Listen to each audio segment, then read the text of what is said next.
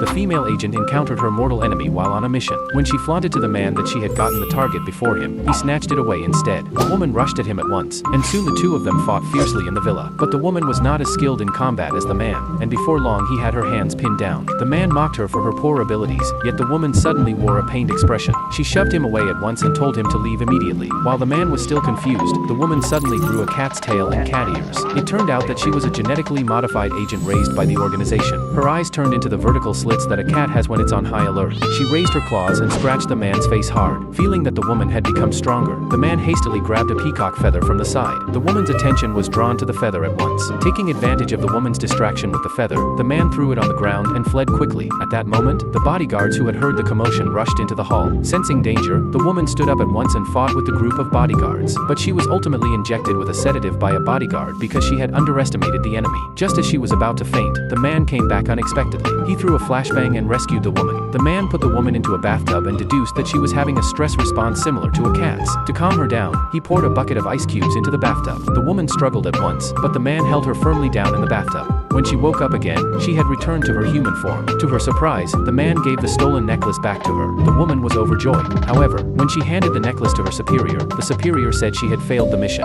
It turned out that what the organization needed was the confidential information hidden inside the necklace, and the man had already extracted that information. The superior warned her that if she failed a mission one more time, she would be permanently expelled from the organization. Eager to make amends for her mistake, the woman immediately asked to start the next mission. But the superior said that her next mission was to forget she was an assassin and live as a true ordinary person. The woman was incredulous, yet she had to obey and move to the new home the organization had prepared for her. However, as soon as she walked in, she met the man again. The man said he had also failed his mission, because after he had extracted the chip containing the confidential information, he had accidentally trembled and the chip had been eaten by a dog. The woman was about to mock him when the man said they were assigned the same mission this time, and they had to pretend to be a married couple. The woman had to agree to cooperate with him for the time being. Before long, the two got into a fight over who would sleep on the couch and who would take the bed. Since neither of them could gain the upper hand, the woman suggested that they could sleep in the same bed, but the man refused. They then decided to settle it by playing a quiz game, and the woman lost by 1 point. The woman tried to argue for a chance to sleep on the bed, but the man mercilessly shut the bedroom door and did not allow her to come in. The next day,